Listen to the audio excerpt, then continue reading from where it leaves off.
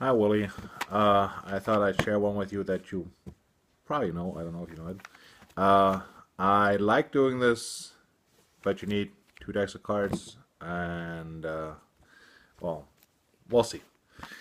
I like doing this particularly if there's another magician, and I ask him if it's okay to write on his cards.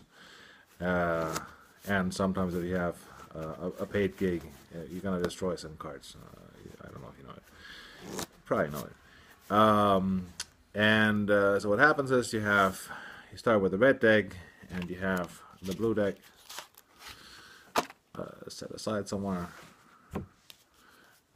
There's one or two things in there, even though you may know it, that I do a little differently.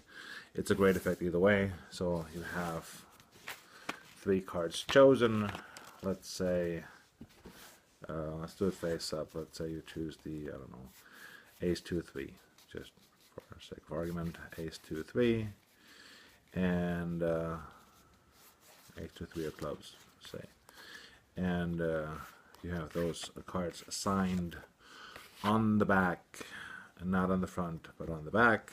Let's say they do this, and you have one card replaced about a third from the way down.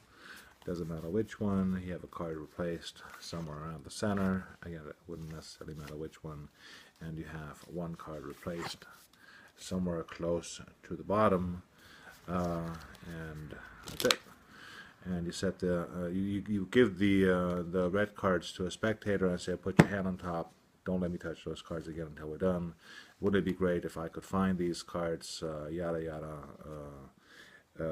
in the blue deck? Well, obviously I can't find them if they're under your hand, but I can find perfect mates to your card because, well, they're both bicycle cards and they're both poker deck. So I should be able to find your cards that are roughly like your card. And how do I do this? Give them a cut. What was first spectator's name? For first spectator's card was, say, the ace of clubs, and so, oh, look at that, it's the ace of clubs. I found the ace of clubs in this deck, and you set this one down, and then you cut again, and you find the next person's card. That's the two of clubs, and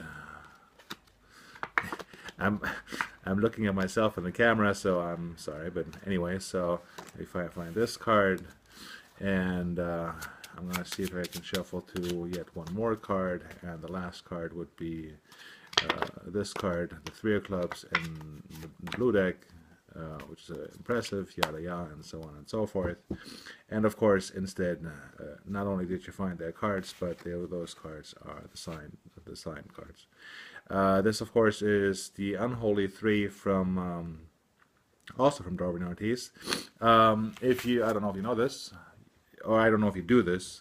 If you don't do it, it took me a long time before I did it I think I did it for the first time sometime in London. I've never practiced this effect. I just saw Michael Vincent do it at some point. It's quite obvious. But what I liked about Michael Vincent's version, and well, it's not a different version per se, is that in the original you have a cover card. So you start with the cards, and then you call those cards to the bottom, and you call them below the cover card, and then you do a Vernon transfer as you pick up these cards, which is okay. There's nothing wrong with that. It's just that you don't need to do that at all to start with, because it's quite sufficient to just call the cards to the bottom, and then you just cop them. You don't even need to palm them. You just cop them, and you get them into this half. And I should have done this, but I get a little nervous doing these things on camera. You can just, as you pick up those cards, slightly smear the bottom card and immediately get a break without having the thumb count or anything like that. And then obviously cut those to the top and do one pharaoh. Not that it matters if it's in or an out pharaoh, as long as it's as long as the top two cards you have them set up so that you can do that. You can do it with a slip cut.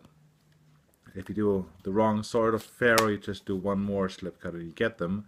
And also, I don't want to do a slip cut all the time, so the first time, it's nice because you can play around with how you set the cards down. An obvious one would be a necktie second, and you just set that down. Alright. What he does also is I don't know the name of this move. The Larry Jennings something or other. Not bad. What I personally like to do, I should just look at the cards, not the camera, is one-handed second, which is nice under these circumstances, because if that's the way you do a double, or that's the way I do a double quite often, you always automatically have a break. You cannot do a one-handed second this way for fear of flashing the red card, but if there's a break, this looks extremely fair and above board.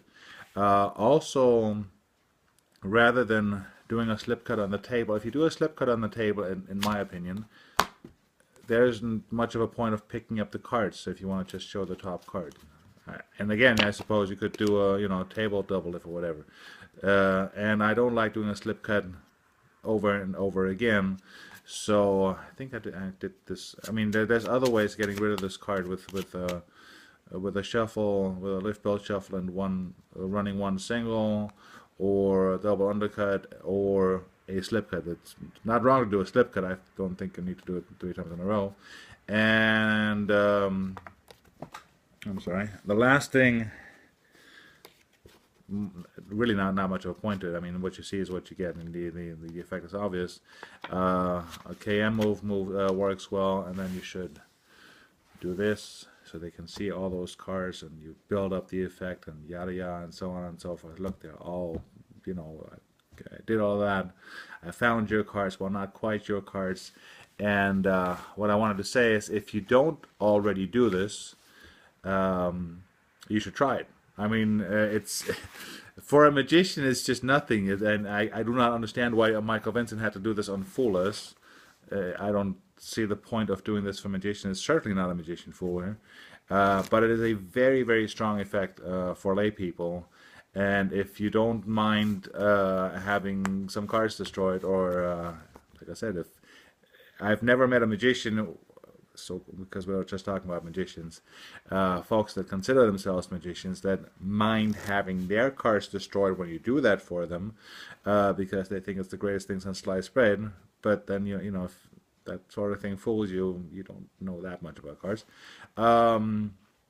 But if you do it for people, if you're doing a paid gig or what have you, and you do this effect and you play it up, it's just super strong, and it's one of those things that could be used as a closer. I don't, but it can also be nicely used as an encore bit. It's perfect in my opinion for an encore.